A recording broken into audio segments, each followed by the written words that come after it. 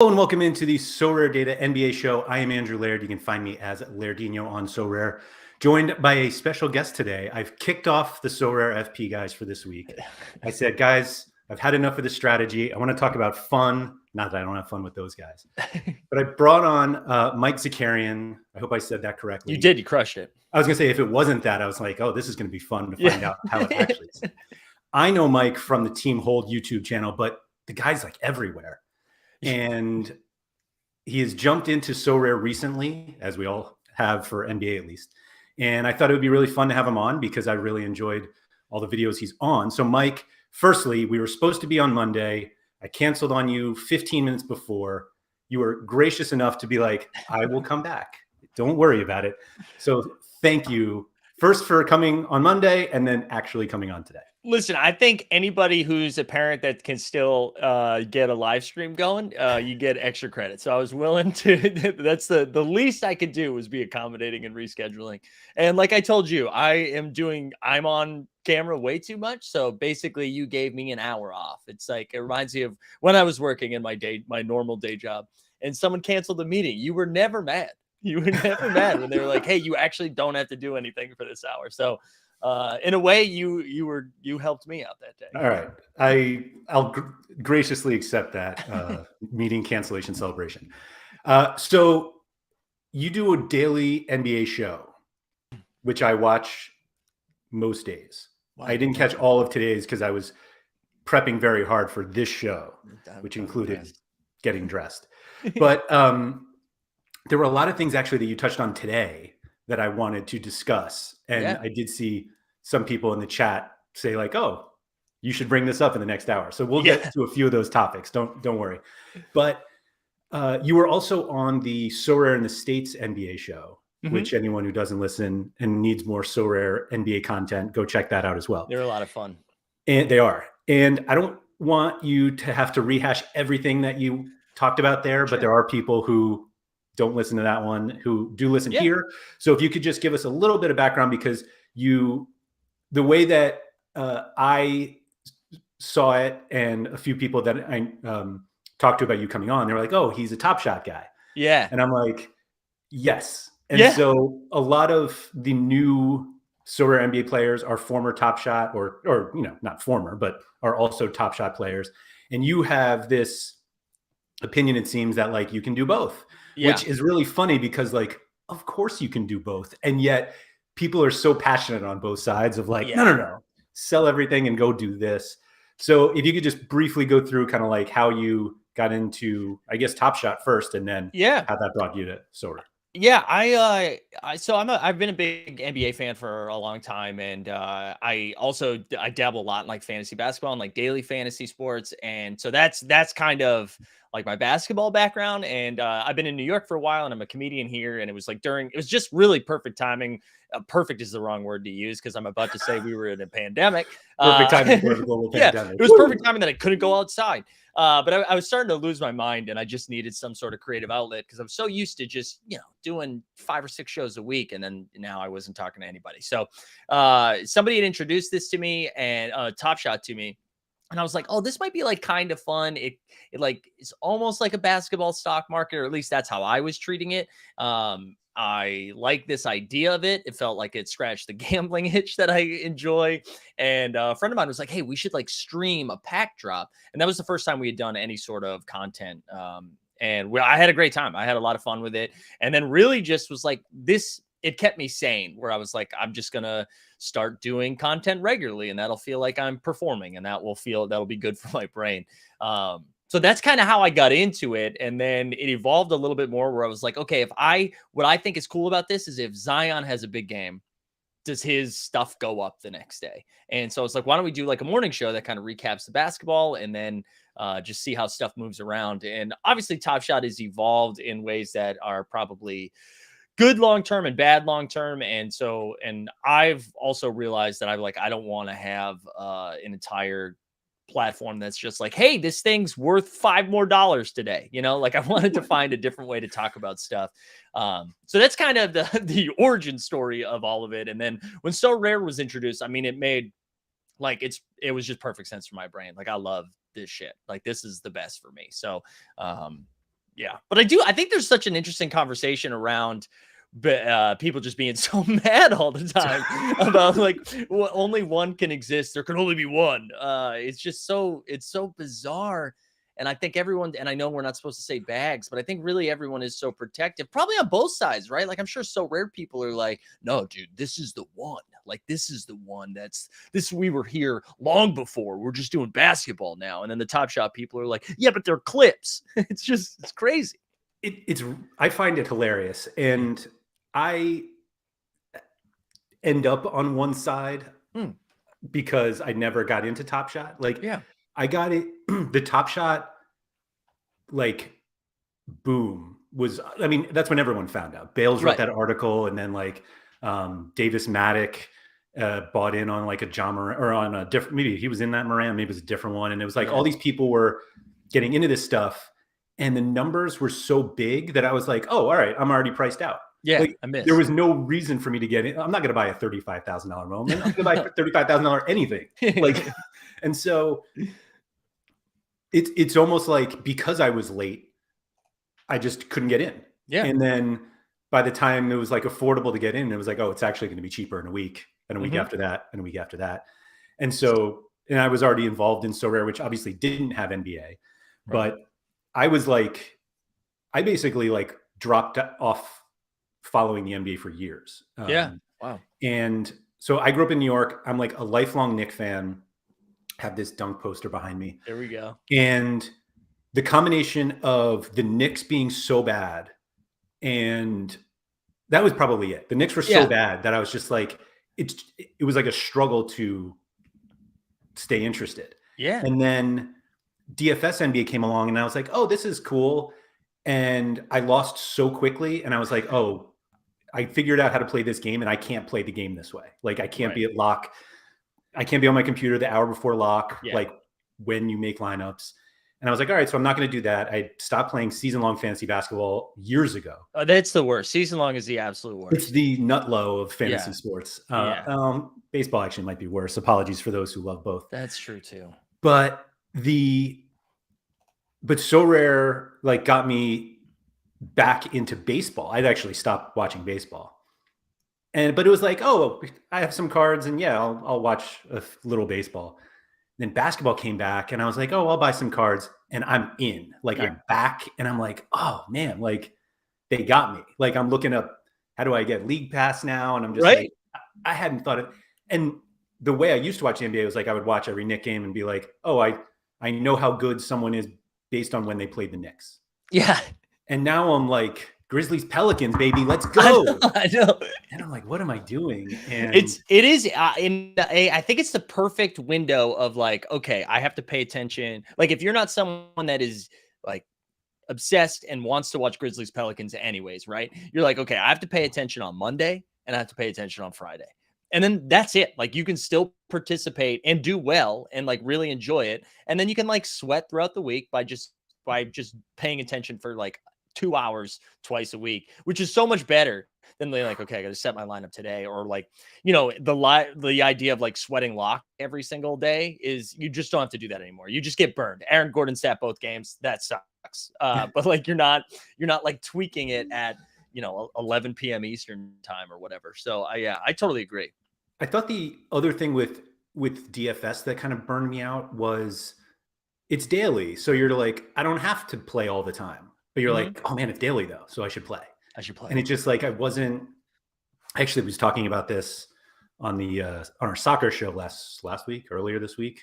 Sorry, this week's a total blur. Earlier this week, that like I played DFS well enough to keep playing, but like the losing was worse for me than the winning was good.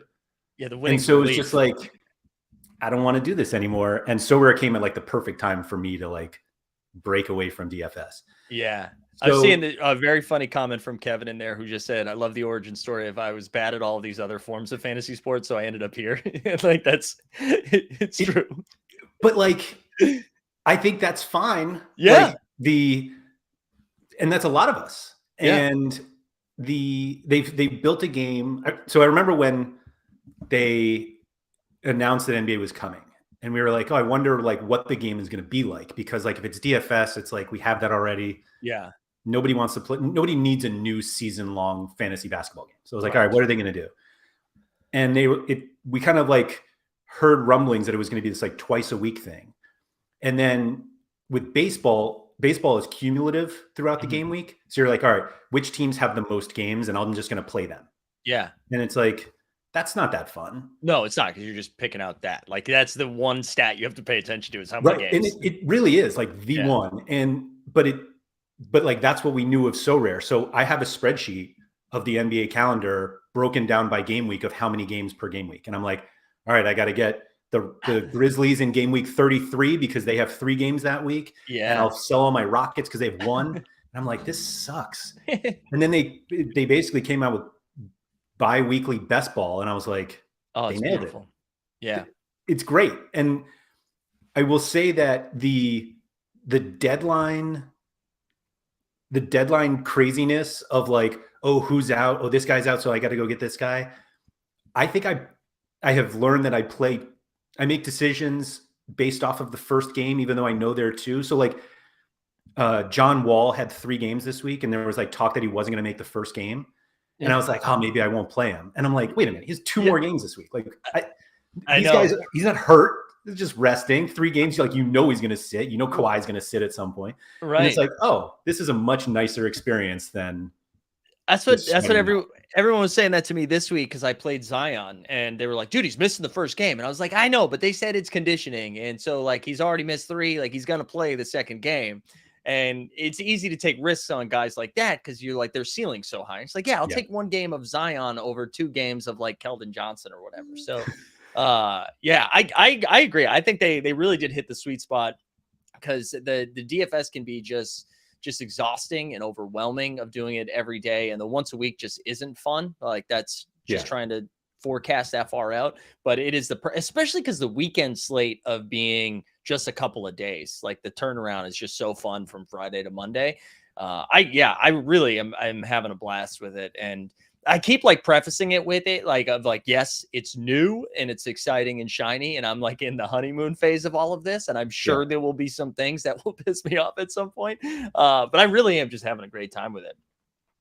And so the reason I wanted to talk to you was I was watching an episode of, was it the Shot Tank Boys? It was a Shot Tank. Yeah. Last week. Yeah. And I was in chat. Yeah. And what I really liked about that show, and to be honest, like I never catch it live. Like I don't even know why I caught it live last week, but it was a very like long SoRare conversation. You guys went into Top Shot, but like things were like overlapping. Yeah. There was one where I forget what like you guys opened a pack and you were like, how much is this going for now? I don't even remember who it was or what at the moment was going for. For some reason, I remember you guessing $39 and it was exactly $39. Oh yeah, that's right. I forget what one it was too, but yeah, it was like 38 or 39. Yeah. And I'm watching this, like I have no concept like what they're going to guess. Yeah. Like I was expecting anywhere between 500 and 5. And like either one, I would have been like, okay, like that's what these things go for. But one of the things you guys talked about, and you specifically, is that how little you look at your gallery value on SoRare. And like you just said, like you're in the honeymoon phase of SoRare, but it seems like a lot of people who came from Top Shot really focus on gallery value. And I understand it, because it's like you're coming from something that at one point gallery values were probably very high, and they're not as high right now. And admittedly, like SoRare galleries were much higher, at least for football cards a year ago, than they are now. Right. But you were like, yeah, I don't look just because I'm having a lot of fun. And I think that's one of the things that, because there's so many football users who have made a lot of money, that like the money side gets accentuated more than NBA, because it just seems like people are having more fun with NBA. Like that's how it feels. Yes, there are people who are like, you guys have to stop the auctions because prices are going down, but like, it's a really fun game. And I think SoRare is starting to do a better job of being like, this is a fantasy game. Go have fun and buy these cards while you're at it. Yeah, it's, it's funny, like you saying, I haven't thought about it like this, but you phrasing it the way that you just did reminds me of Top Shot, in the sense that The people that were in it a while ago are feeling like burned pretty bad because of when they got in. But the people that are getting in right now are just like, this is great. This is fun. And I'm now like, I feel like the perspective's been flipped. And I'm like, wait, maybe I am the new Top Shot user, but in Sorare. Right. But no, I agree. I think it is a lot of fun. I do have some concerns, like moving forward with the way the reward system is. I do wonder like what this, I don't see short-term concerns, but I think as we get to like the end of year 2 and year 3, I wonder if just continuing to give out tier 1 cards or tier 3 cards, whatever it is, how that impacts things long term. And I know TST has talked about this at length, and he's probably a little bit sharper to discuss it with, but that is like one thing that I'm eyeballing. But as it comes to like gallery value stuff, I think I've checked it like 3 times, and it's mostly because I'm like thinking about flipping something to buy something else, and I'm like, wait, what did I buy this at? Because I like totally forgot. And like truly, I mean, outside of the first couple weeks, I feel like it has been pretty stable with I agree.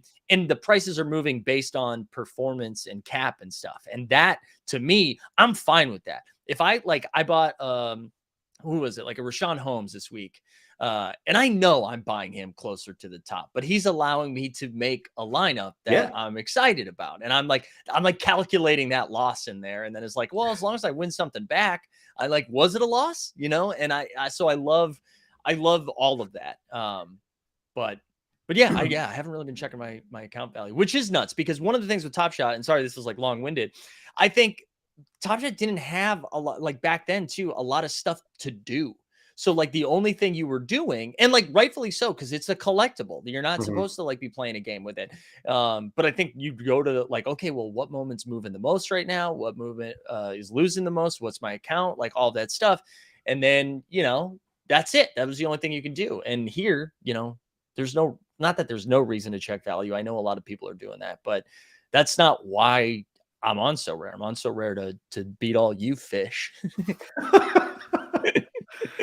No, I think you hit a really good point, and I think it's one that existing Sorare users had a huge advantage over people who came from Top Shot early on, in that we learned from football and baseball that so much of the value of these cards is based on like short-term utility. Right. So like when the Braves had 4 games in the upcoming game week and everyone else had 3, it's like, oh, let me go get Acuna and Swanson, although he's gone now.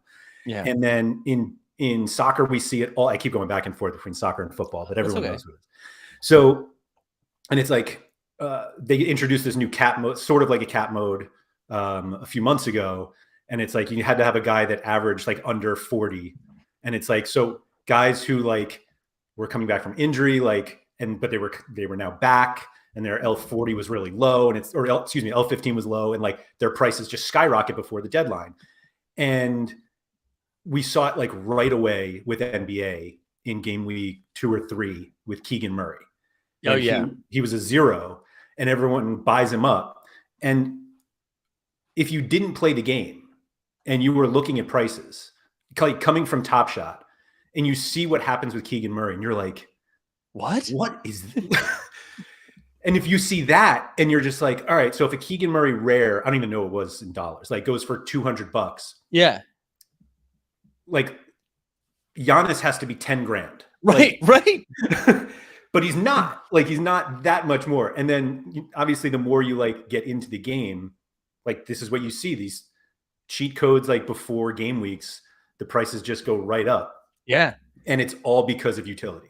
And I can't tell if that's good or bad for people coming from something that was just a collectible, because you're not buying these cards to be a collectible. You're buying them to play in this game.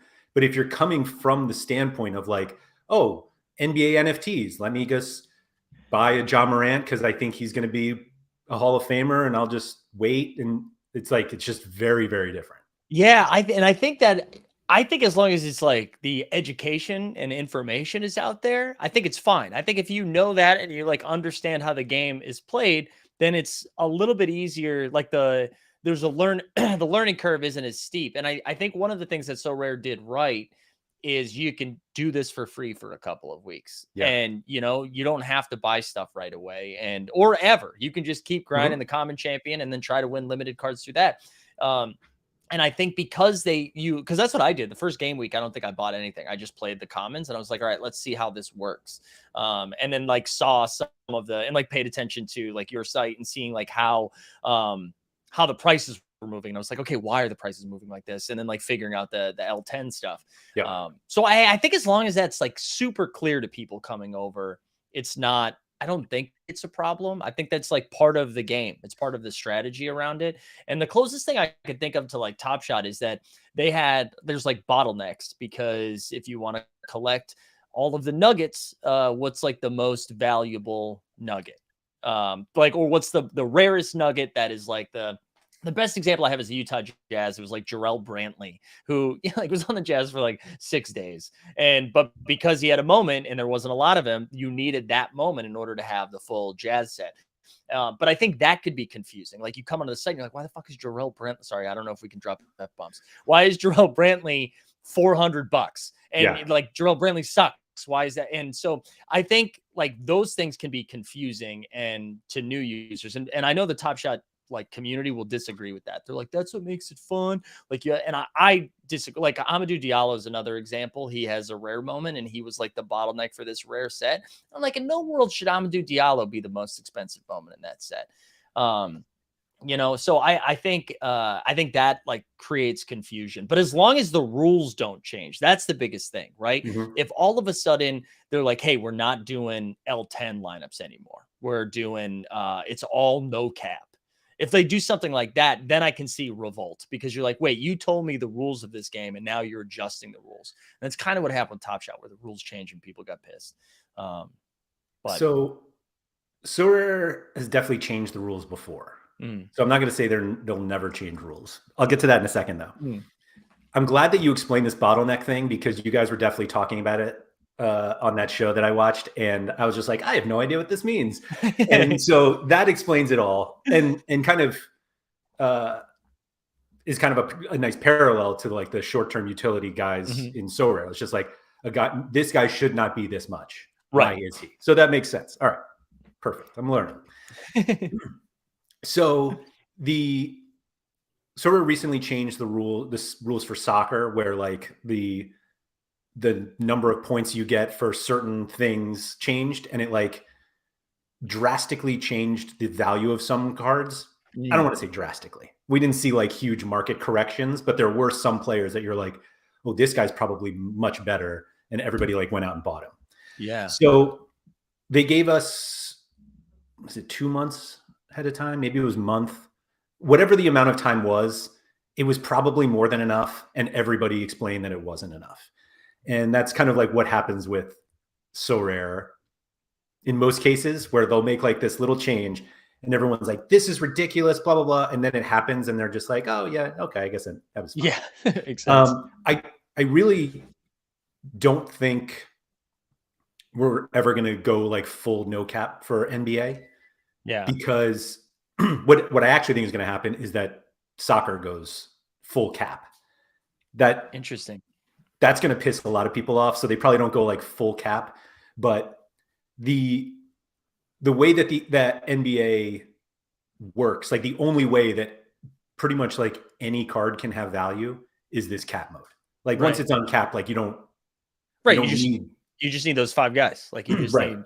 Yeah, I think to me too, the strategy is way more fun with the cap, and I like that they still have like they're like, okay, but the no cap contest or like the champion contest, I think it's like the closest thing to a no cap almost, where it's like the rewards are going to be a little bit better. So if you did drop some coin on a Luka, like you have a chance from winning a rare from a limited contest or something like that. I think to me that's perfect. And then if you're, just dabbling and you're relatively new, you could play a limited contender lineup that's competitive for relatively cheap. And I think that's super important. I think once it starts getting to the point where it's like whoever has the most money wins, that takes some of the fun out of it. There's a lot of that in soccer. And I think they don't like that as much. And so, I mean, they already introduced some new cap mode stuff. And so I think we're going in that direction.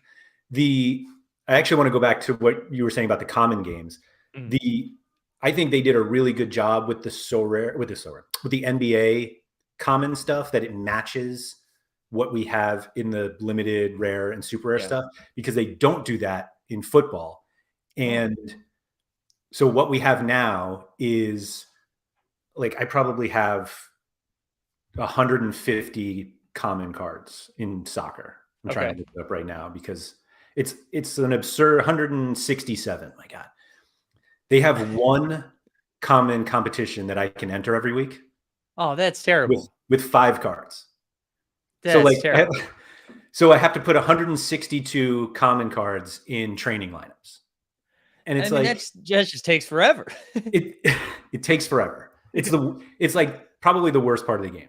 Yeah. Which, like, in the end is not that big of a deal, but it's unnecessary.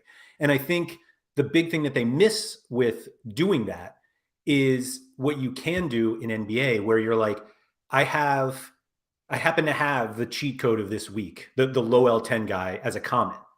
Do I play him in champion or do I play him in contender? And it's like, that's such a huge part of the game. And they just don't have that in soccer, where you're like, I have this really good card. Okay, I'll just play it in the one lineup I can, and I'll just move on from there. Yeah, I mean, even a step further too, they're doing a great job of like, okay, we're going to do the all defense in common first before it comes to limited and rare. And I think that's so sharp too, because it allows people to get introduced to the game first, to be like, okay, what worked and what didn't before you actually like spend any money on it. To me, that makes so much sense. And it's great for people who are new, or people who are like, hey, I already lost a ton on Top Shot, I'm not trying to lose more money right now, where they're like, I can still play along and still have a lot of fun. And I see just as many screenshots like in our Discord and on Twitter of people's common lineups as I do their limited and rares. Like, they're having the same amount of fun, which I think is super important. I mean, I think that's how this works. I think that's a really good point. And I'm in like a couple like soccer Discord, soccer of just people who play Sorare football. Yeah. And like, they're posting common NBA, and they're like, I don't watch the NBA at all, but I have these common cards, so I'm just playing. And like, hey, I did really well this week. I won a tier 3 limited. What can I get for this? And it's like, here we go. Like, this is exactly the kind of like experience that you want, because they are enjoying like putting a lineup in, seeing what happens, and it costs nothing. And like, if that turns out to be more fun than they think, then they're like, maybe I will buy some limited cards. And like, that's all you want. Absolutely. I mean, I was like pretty sure I was going to dabble in like the limited and rare stuff, but I was like, let me see if I have fun with common. And it just like immediately clicked. And I was like, okay, let's go. Let's fire away. And I wasn't even planning on doing content around it, honestly. Like, that wasn't going to be like my primary focus. I just wanted to have fun. I was like, oh, maybe we'll do a weekly thing. But it was like the combination of me having so much fun, and like, I enjoy talking about it. I enjoy the strategy around it, and it like meshes with what I like talking about anyways. But the response was so positive too. I mean, it's again, I'm trying to like make sure I don't have these like honeymoon, like rose colored glasses on while I'm talking about it. Sure. Be like, oh my God, this is the best. But it really like, it's just been fun. I guess to like and sorry, I can feel like my host brain just like about to ask a question and take over. So if don't, I would love to hear your thoughts, because I've only talked to people outside of John Nellis, who really was just like paying attention to the NBA a little bit. Like he showed me like how long it takes for him to submit all of his lineups on a week-to-week basis. That, I mean, good. He's going to pay somebody else to set his lineups. I think that is a full-time job. But also like one of the best people to talk to. He was so fun. But what do you like? Is there anything that you're foreseeing on the NBA side of stuff that you're like, okay, this might be a cause for concern as you move forward? Like, is there any red flags that you guys have been seeing on your side since you've had like a more in-depth experience with Sorare? So I always feel weird answering that kind of question, because I literally work for a company that is like reliant on Sorare to be a success. And so I realize that what I say, people could just be like, well, he has to believe this. Yeah. Now, theoretically, if I didn't believe it, I could just go out and try to get another job and do, and be like, no, you guys, Sorare is fine, but I'm out of here. That will be the red flag. Right. That would be right. So I think a lot of the comments, that a few of which came up in the chat here, and some in the chat in your video this morning Mm. that people actually, let me go back. Yeah. So Sorare football has ETH rewards. Baseball does not, and NBA does not. And from what I've gathered, the leagues themselves were the reason that that is the case. That's what I figured.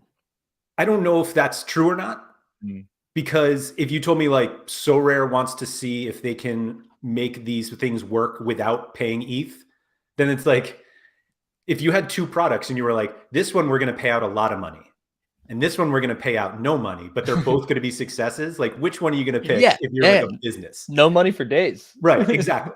And so I feel like I keep seeing comments like, oh, this is going to be great when they introduce ETH rewards. And I'm like, I just wouldn't hold your breath on that one, because like it seems to be working. Now, what you brought up earlier about like, they can't just do cards forever. Right. And I agree with that.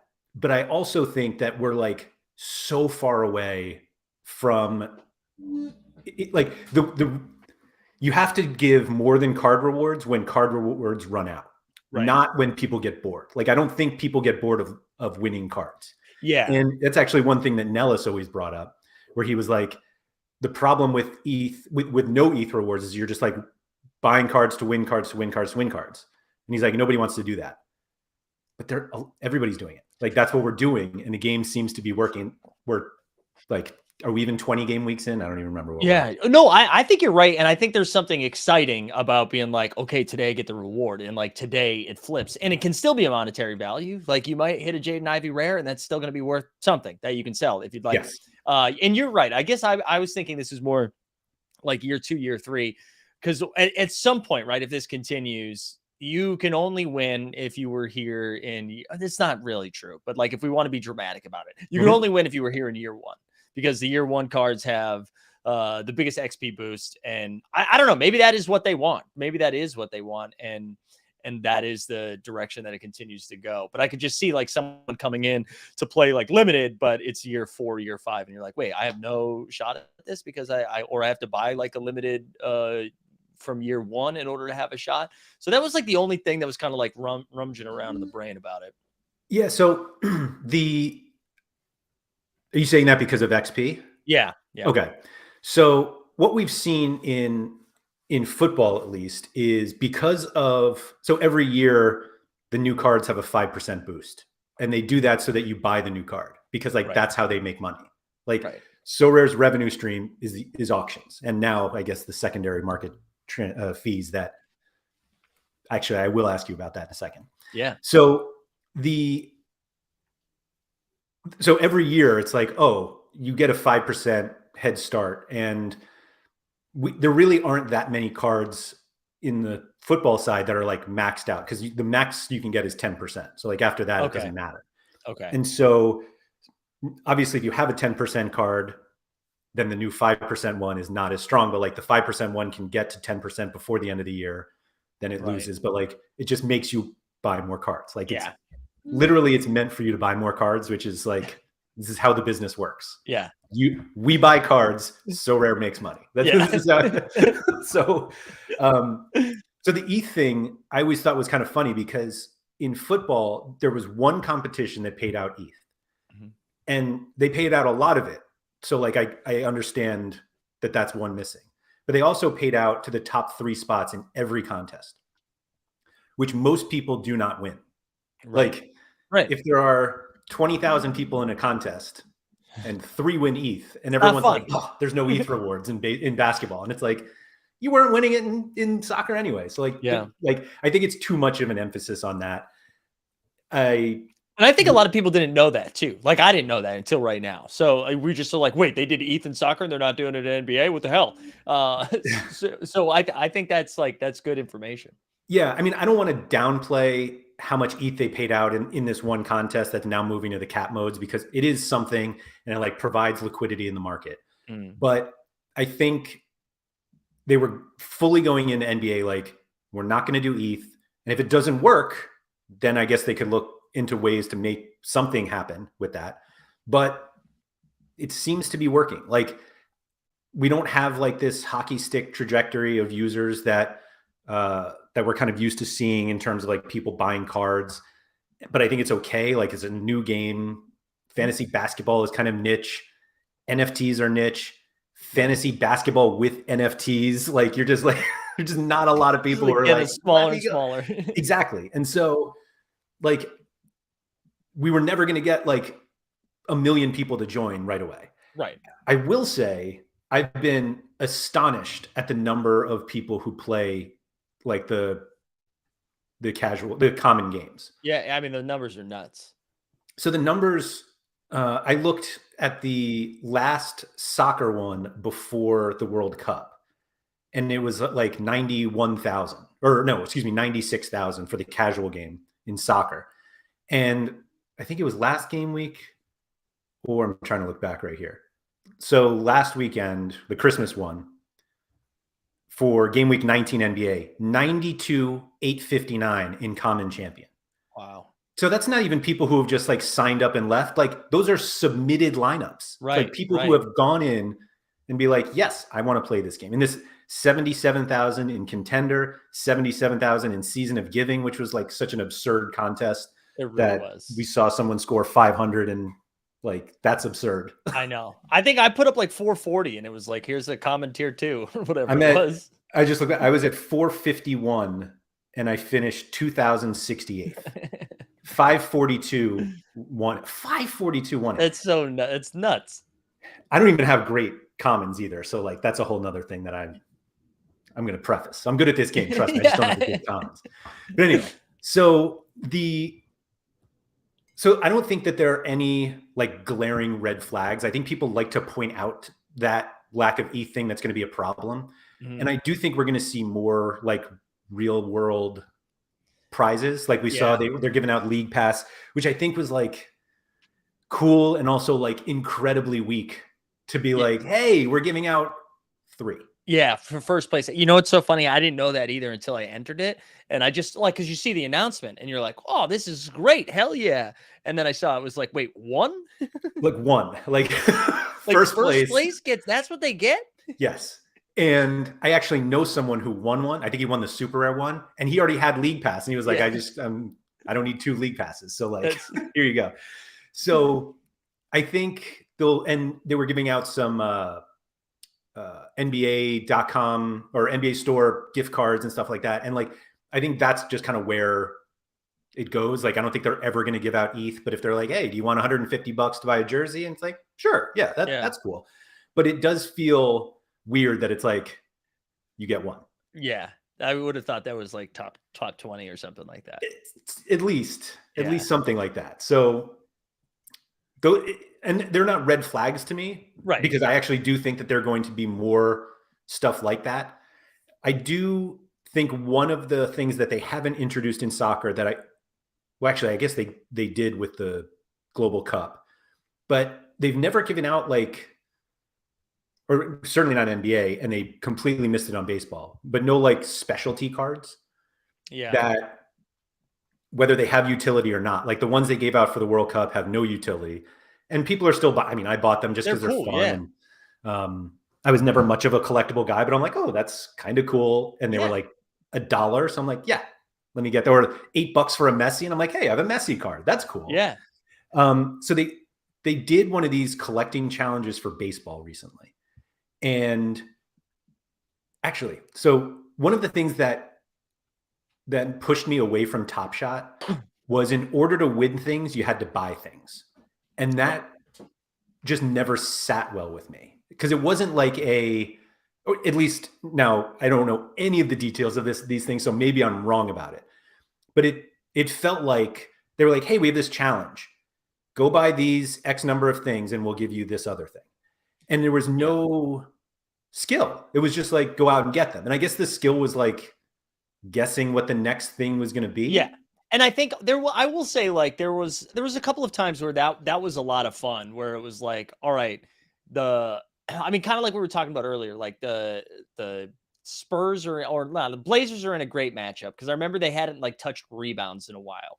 And so they were like, the Spurs are in a great matchup. Maybe we scoop up a Yusuf Nurkic and they do rebounds or whatever. So like those kind of speculative things were fun because even if you missed, there was some fun in being like, oh man, we took a swing. Like the best one I can remember, like when our Discord first started, is they were like, dude, at some point they're going to do a game winners challenge. So let's like scoop up a bunch of the game winning moments that we can find or buzzer beaters or whatever. And they still, this is 2 years later, they still haven't done it, but there was like so much like fun. A great one too. Yeah. And we had a channel in our Discord that was all just like people scooping up those types of moments. And it was like really fun to do it. And then when it hit, it felt like the team won. You know what I mean? Yeah. We're like, holy shit, they did assists tonight. DeJounte Murray got like 12 assists. So DeJounte Murray to the moon. But then what ended up happening is as they continued to print all of those moments, that it was just like, the value just kept going down and down and down. And you're like, okay, well now I'm buying, $20 worth of stuff for something that's worth $3, and some of the fun was taken out of it. But I do get what you're saying, right? Like that the only way to participate in some of these challenges is to just spend money.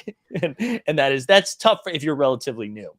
So, and that's exactly what they did with the baseball ones. Mm-hmm. And there was, so when you did these in Top Shot, like the thing that you won was something that you could only get if you did the challenge, right? Correct. So the baseball one was, in my opinion, just like I was really going to say it was a total swing and miss.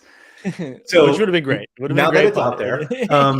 So it was by the 10 players who have won MVP, and you'll win a card of this year's MVP. So it was like Aaron Judge and I don't even know, Goldschmidt, did he win it or somebody else? I don't know. So you go out and you buy, if you don't have them already, which like I assume most people didn't, you go out and you like buy the 10 and previous MVPs, and you won an Aaron Judge limited card, but it was like just another one. Right. And you could have bought, like if you're starting from scratch, it was just cheaper to buy the Aaron Judge card because there was nothing special about this one. It was just an Aaron Judge card. And so I don't know if they can even do it with basketball, because like what we've learned from football is some of these licensing agreements are like really specific. Right. And so like they can do certain things, but not others. Mm-hmm. Sorare apparently has the license to do moments for the Bundesliga, but we've never seen them. My thought is that, and they kind of told us that they were going to have like live action SorareNBA cards. Like during the announcement, it was like, we're going to have the headshot ones and we're going to have live action. Yeah. And the live action examples that they showed were basically just actioned headshots. Like it was kind of like, I think it might be all the Hawks, but I have a DeJounte Murray. So I know that like he's holding the ball, and I think Trae Young is like holding a ball. And I'm like, I think that's the action shot. And it's like, or it's like bowl with just a ball here. Yeah. And it's like, that's not an action shot. So, but they haven't come out. So like maybe they will be, like there's just nothing cool with these collection challenges yet. And I would love to see like game winners. I would love to see a Sorare card, an action shot game winner card, where it's like literally the shot. I was going to add like, because maybe I'm just like PTSD that I love that Sorare. My favorite thing about Sorare is they know exactly what they are. You know what I mean? Like the mission of it, like we know exactly what we're doing on Sorare, and that is this game. And I think like my brain is like, wait, if we start doing things where I have to like, if I own all of the forwards that grew up in Canada, I get like a special, actually that would be kind of cool if it was like a national team. Like if it was like it was like you get SGA in a like, and then you can use it when they do the FIBA tournaments or whatever. Like then I'm back in because it's part of the game. But like, I think what I like so much about Sorare is that I know they know what they're doing. And that sounds really negative about Top Shot, but Top Shot is like, it's gone from a collectible to a challenge thing to there's a fantasy game as well. Like there's all these different things. And I just wish they knew what they were so that I could react accordingly. And I think if I'm starting to do like, I don't know, it would just have to be so clear. Cause like that example of Aaron Judge is just so poorly thought out, where like there could have been a cool way to do it. And I don't think it's like you have to, in my mind, it's got to be like a bunch of these commons or a bunch of these limiteds. And then if you do it, you get a rare or something like that. Like there has to be this reason to level up versus just being like, hey, go ahead and spend, $100 to get something that's actually going to go down in value now because we're going to give a bunch of them out. That feels like poorly thought out. I don't know why this just popped in my head. It was about this Top Shot thing, but I have to admit I'm in awe of the loyalty of currently active Top Shot users. Like they love the product and they're and I mean, Top Shot does do a lot of cool things. Like if you are making the collectible 1-to-1, like going from cards to Top Shot, would you rather have like Ja Morant's rookie stationary card, or would you rather have like Ja's first, like his rookie moment where it's a dunk over Jonas Valanciunas, I think, or Steven Adams, I can't remember. It's just an absolute poster, right? You're like, oh my God, I would much rather, like that speaks way more to me. So I totally get how it could work. But the loyalty thing is wild. I think it's a combination of, there was a really exciting time during a scary time. Like if we just zoom out a little bit, right? It was something that a lot of us just got super distracted with, and it allowed us to, some of us weren't working because jobs were eliminated or because you were just stuck at home. And it was a really cool way to connect with a large group of people. And so I think there's some of that. I think there's a lot of new people that got in like super cheap, and they're like, wait, why are some of you all angry? This is awesome.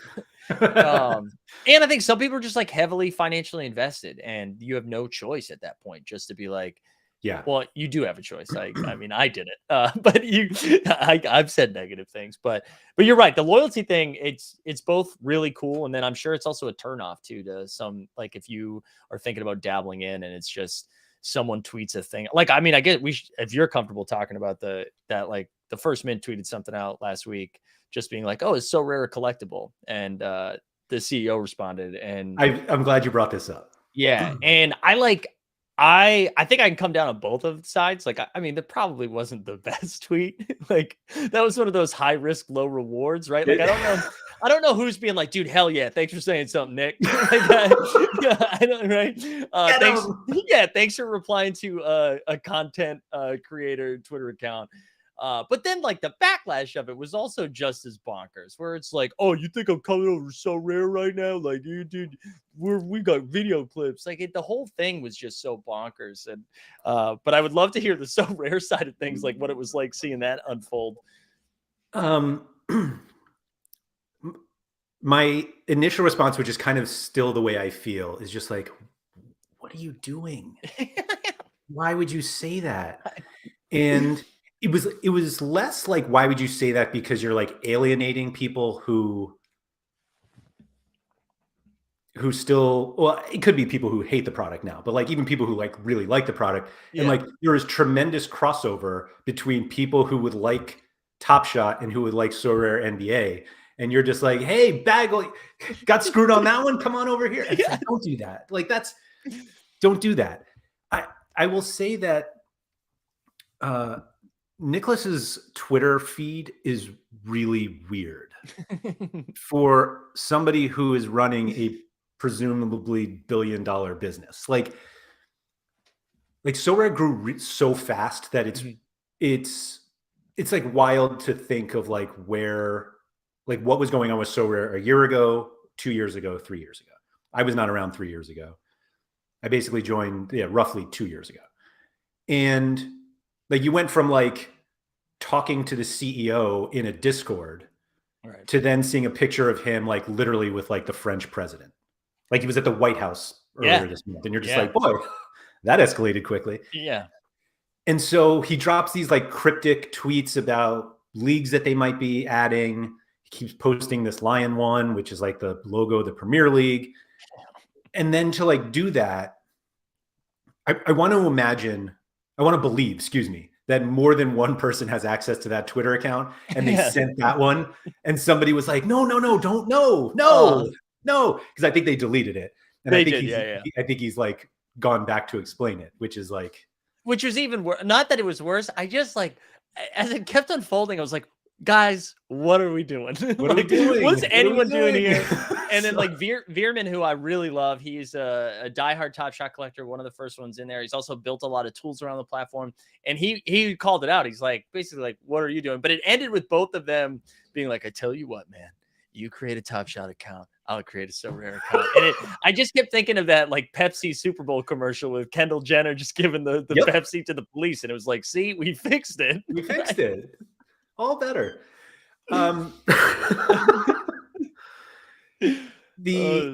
yeah, I think that was bad, like straight up bad.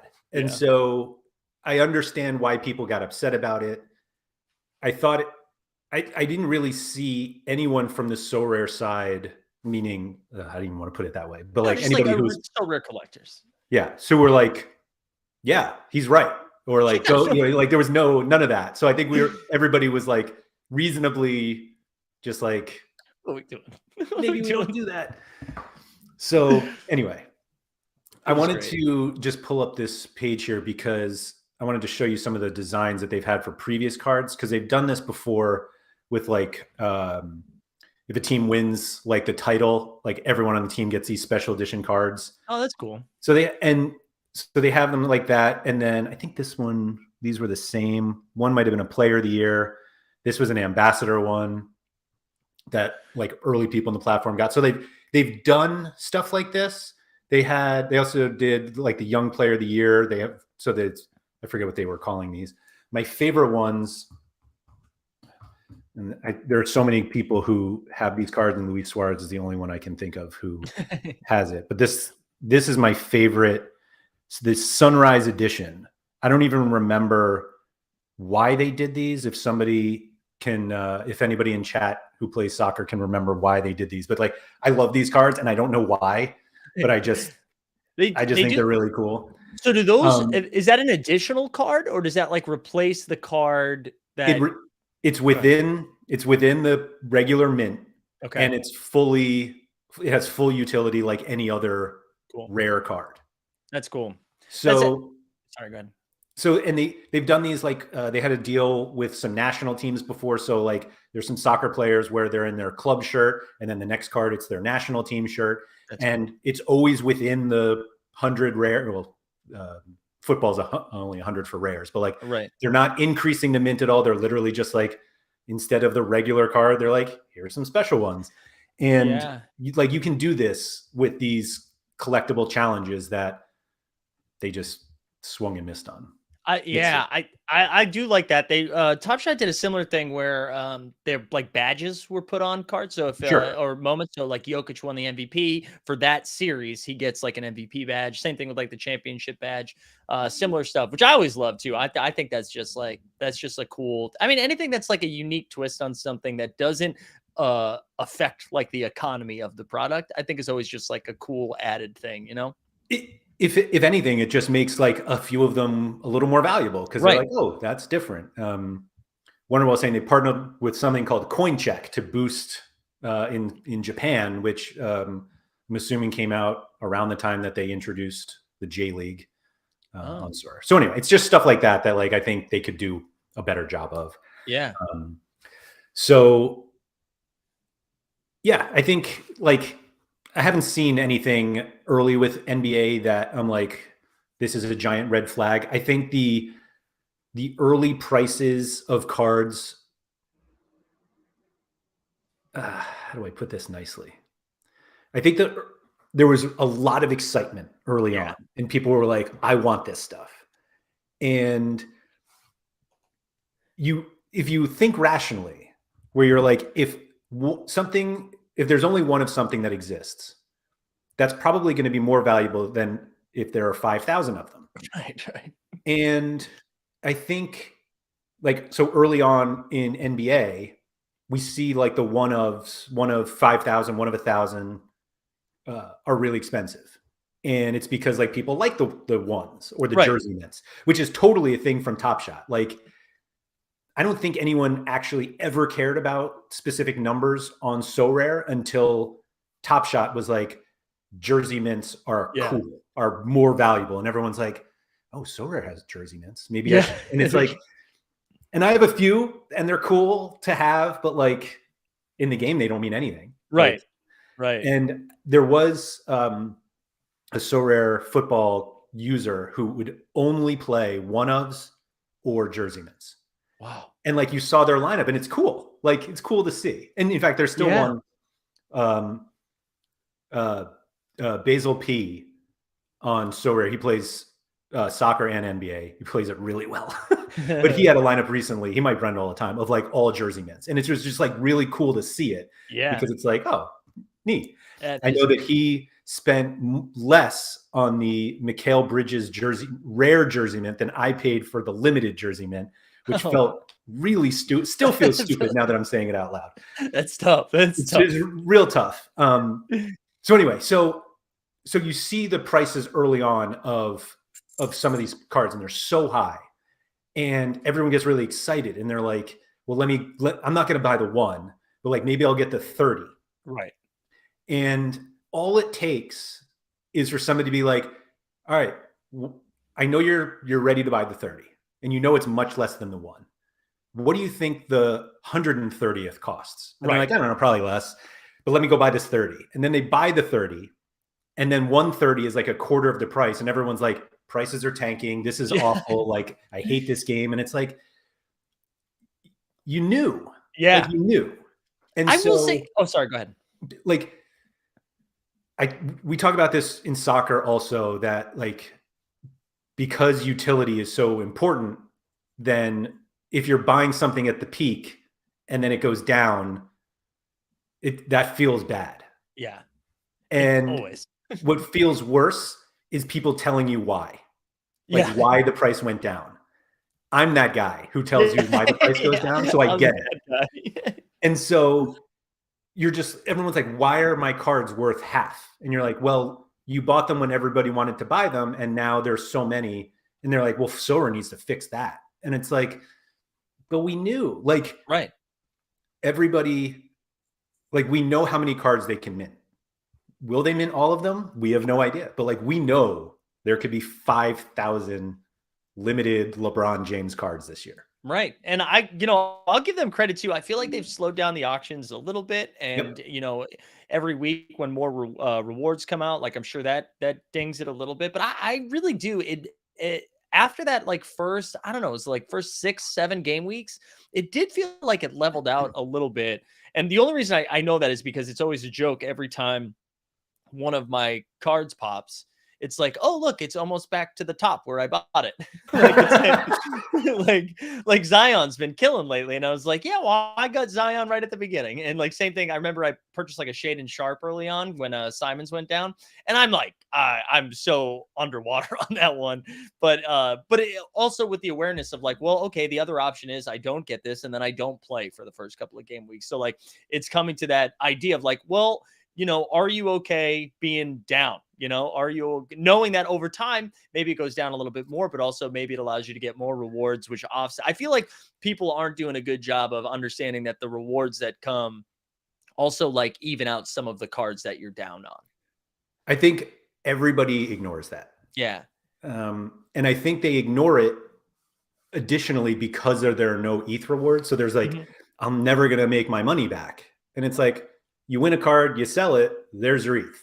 And so it happens. I saw TST did a great thread a couple of weeks ago for those that don't follow him. That basically outlined, I think he did a video too, actually, outlined all of his purchases, where he bought them and where they are now. Yes. But then also included all of the rewards and showed like how it moved over time.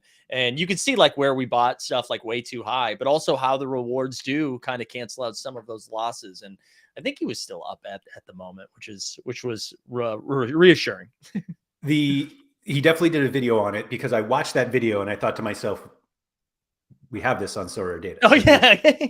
So we actually don't for NBA because the reward stuff is not in their API, which drives everybody crazy, includes more us than anybody else. But like in soccer, like you can look at a card and see, I mean, I don't know why I don't just pull it up here. I'll go to mine because I win so much. Just kidding. I rarely win. I'm trying to think of a card that I've had a long time. So you just go to the card, and if you hit SO5 rewards, like you can see the ETH earned, the total value of like the reward of this reward when that card was in a lineup, what the value is now, and you can just see all of them. That's and great. like this is what we will build for NBA when this stuff They allow you when it's in the API.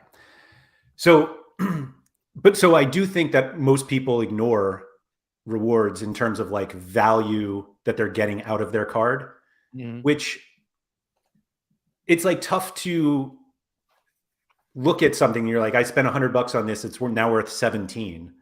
And somebody's like, yeah, but you've won like $20 of rewards. And they're like, yeah, I'm still down. And you're like, it's been 4 weeks. Yeah, we just started. And so there's just a lot of that. I feel like that is negative, like a negative sentiment that is explainable, but the people that need the explanation don't want to hear it. Right. I think that's exactly right. That's exactly right.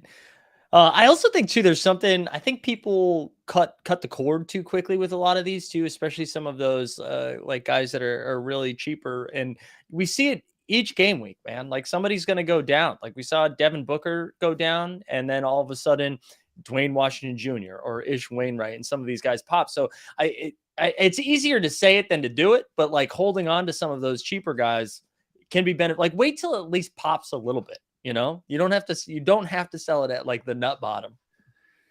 Yeah. And what's funny is like buy low, sell high is like a reasonable strategy. Yeah. And nobody likes to do it. Buying high is just so much more fun. Because because I want to play it. I want to use it. Yeah. And I think that's ultimately like the biggest difference with Top Shot is that because you can use it immediately for something like that, the value that you see is immediate. They're like, I bought this card, I put it in my limited contender lineup, let's go. Yeah. And I know it is funny, like the difference in that, where like knowing when you buy it, when it's popping, you're like, well, I know I'm buying it at the top and I know it's going to be worth less tomorrow. Where a Top Shot, when you were doing that, you were just like, man, if I don't get it now, what's it going to be like next week? Which now we have the same thought process. It's just going in the other direction. Like if I get it now, what's it going to be next week? So I'm glad we have gotten to this because you do a show every week or twice a week. Do you do value hunting twice a week? Yeah, value hunting twice a week. Usually Sunday and Wednesday for like the upcoming game week. Yeah. So this show is really important because like a lot of this game is based on just like finding the values for the upcoming game week. Yeah. And it's exactly those cards that you don't want to buy 5 minutes before lock. Right. You like have to buy it the day before. Yeah.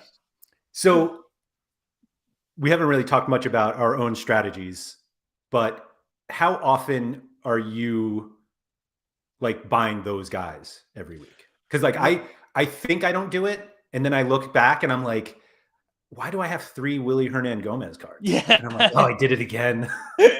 I was super guilty of that early on, where especially the live before lock show is brutal because I'm like seeing the news come in real time, but I'm also a half step behind everybody because I'm doing content. So I'm like, wait, I won't buy it on the way to the top. I'll wait a minute and then I'll buy the top.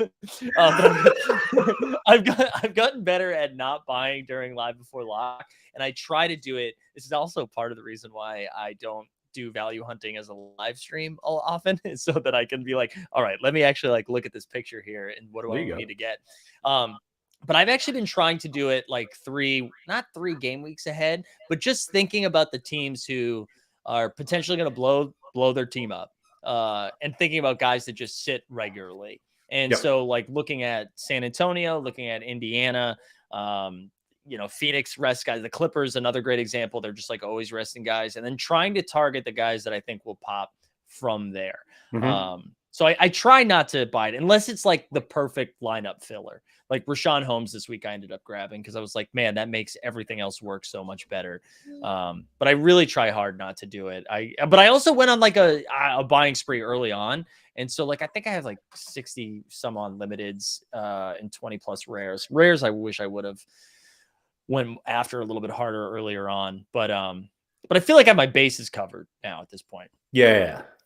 I mean, that's certainly a way to do it. Just if you have enough, then like enough cards each week. I have been really trying to not respond to late news and just kind of try to play guys I know will play. Like instead of trying to get the L10 guy of 8 this week so I can play Damian Lillard instead of some other clown I would play anyway.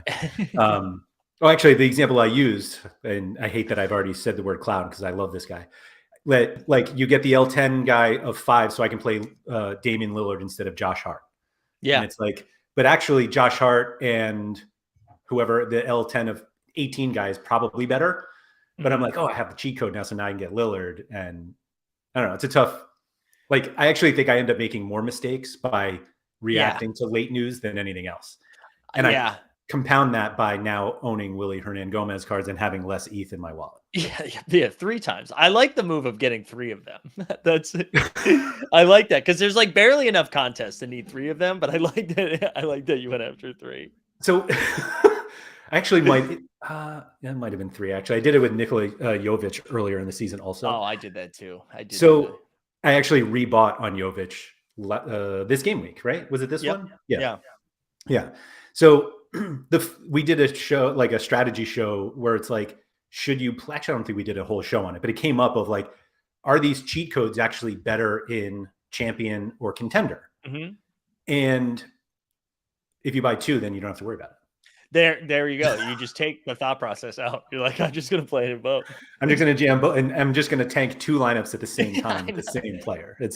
I know. I do think that's something like instead of focusing on guys like Atlanta was a great spot to talk about because they were a dumpster fire and like Jared Culvers of the world, right? Where all of a sudden these like must play guys where like if you're, I mean, obviously it's a little bit more expensive, but if you focus on guys like I think Jeremy Grant's a good example where Jeremy Grant ends up being a solid play anyways. Like with Dame in, he put up 75 this week or whatever it was.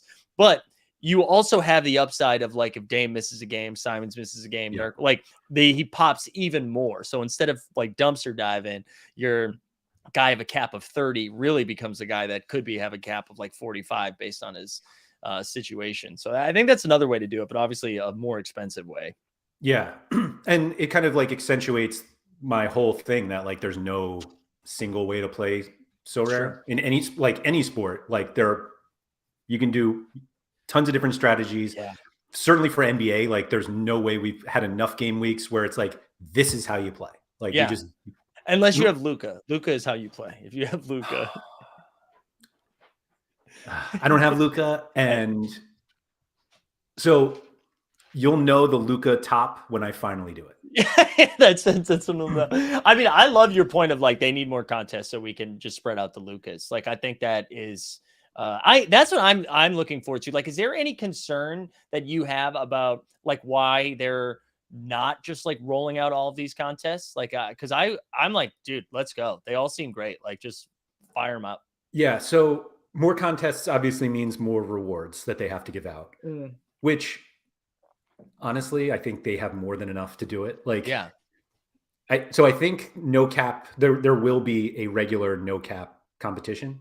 The one I really want to see is one that they have one of these levels in soccer, but I would love to see like a limited pro division or like a pro division where you play 3 limiteds and 2 rares. Like basically or 3 and 2, whatever the number is, like basically how we used to play rares and you could throw limiteds in. And I selfishly look at it as like, I just don't want to play against 800 Lukas. Like I know it's so I don't have one. Yes, I could just go out and get one, but I don't want to do that because I have a mortgage to pay. It's very expensive. but it's stuff like that. I just think one of the best parts of Sorare football for people that like have a decent number of cards is, what do I prioritize? Where do I play these cards? And if you have a limited Luka, there's one place to play them.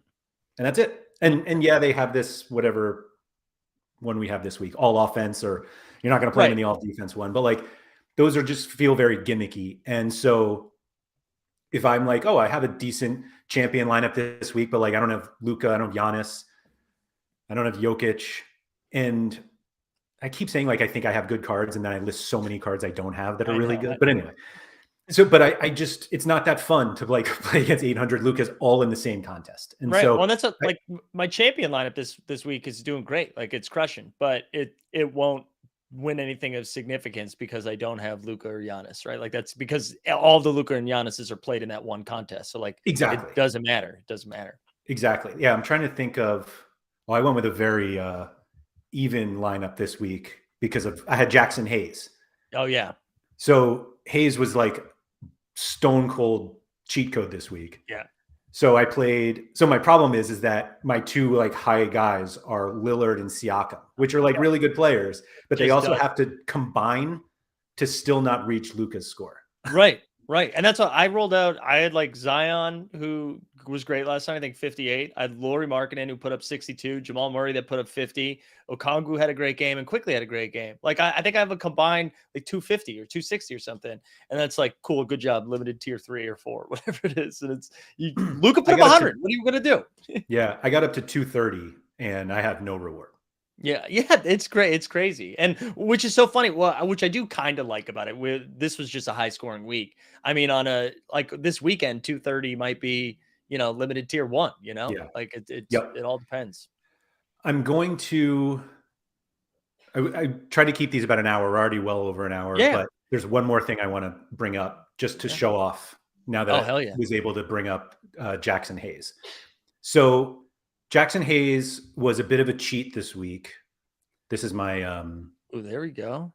this is the one that doesn't score, that didn't win anything. Yeah. Like it feels like it should have been great. Like Murray without yeah. Trey, Chris Paul without Booker, Siakam's. I guess Siakam has another game. Yeah.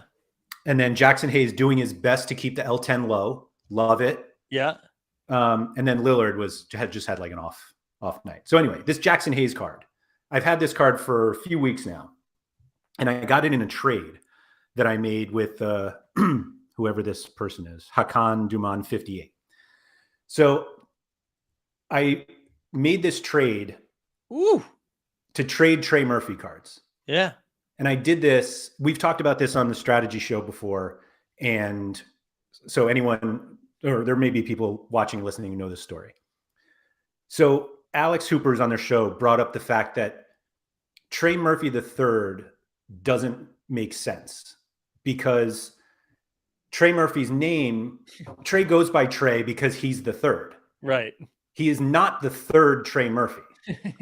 I actually don't know what his name actually is. That's hilarious. So I did not know this. So Kenneth Murphy III is Trey Murphy. That's so funny. So I had a Trey Murphy card and I was like, Sorare's a collectible. We can have fun with this. And so I wanted the 33rd. We started calling him 3M3, Trey Murphy III. So I wanted the 33rd of 5,000 limited Trey Murphy. And I had a Trey Murphy. So I offered Trey Murphy and like a little bit of ETH for this 33 of 5,000. And I got a counter offer with like a little more ETH and this Jackson Hayes card. Wow. Clearly the guy was like, I'll let you buy this, get this Murphy card, but you got to take this Jackson Hayes. You have to buy the Jackson Hayes off of it. And I was like, that kind of sucks, but okay, I'm in. Because it's like, I wanted to have a little fun. Yeah. And I did, getting this 33 of 3M3. And then all of a sudden, this Jackson Hayes never plays. Like he's not. I know. He hadn't played it all up until like last week. Played it all. Like these are his scores. Like does not play. And then all of a sudden, Trey Murphy. No. Jackson Hayes is like the weekly cheat code. And I'm like, do I sell him? Did you ended up playing him, right? I played him in a lineup that. So I played him because I could get him in. I could get Murray and Paul and Siakam, and it didn't work. So I never do this, and I was really proud of myself. Early on, I was just like looking at rare auctions. This was like really, really early, and I saw Jackson Hayes was going for like $9 in the rare auction. I was like, all right, I'll grab it. And then so I still had it, and I sold it, and I never do that, but it was a $9 buy that I sold for like 95 or 100 or something, whatever like that. I was Amazing. like, yeah, I'm like, you know what, Mike? We don't need to win a rare tier 4 this week. Let's just get the money. It's another thing we've talked on the strategy show that like more often than not, you're better off if you're looking to like maximize your return. Yeah. You should just sell the cards. Yeah, no, and you know what I ended up doing? Because I'm a fish and didn't even take any money off of it. I sold the Jackson Hayes, and then I sold I think a Harrison Barnes rare that I had, and just got a CJ McCollum rare, because what I was finding is I had a bunch of like mid-tier rares, and I didn't have anybody that could like score me 60 points, and I was like, I need at least one of those guys. So we grabbed CJ. I think that's exactly what you should do, to be honest. CJ is also one that I was going to buy recently and didn't. And so you can thank me for the 54-69 scores that came from that. Because I was like, he doesn't have a ceiling. Oh, it's almost 70 points. Great. I didn't want to use him anyway. I feel like, well, I am going to end this now, but I feel like I have 5 more hours of stuff I could talk about.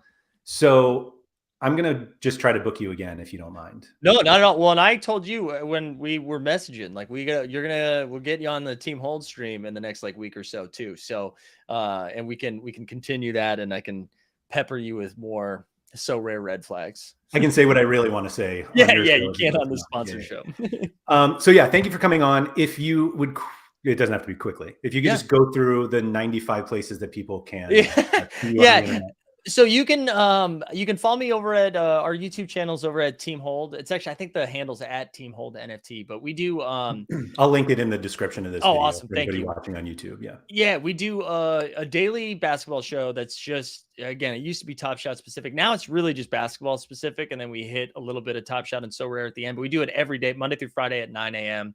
We got 2 episodes of value hunting, but I can say the most fun that I've been having is the live before lock shows that we do on Monday at 5:30 Eastern, and then Friday at 5:30 Eastern. We usually get a guest, and then honestly, I just like lose my mind on injury news and trying to figure out what I'm supposed to do. And it's really bad for my lineups, but I feel like it's fun for everyone else who's peppering questions. So definitely check out the live before lock. That's probably, I think that's a lot of fun. And it's like the closest to like DFS content that I used to consume back in the day. So I enjoy doing it. I will say that the morning show is definitely more just general NBA, although the conversation about Killian Hayes this morning, everyone's like, oh yeah, but my Pistons Sorare cards are going. I know. My son, quick tangent before I say goodbye.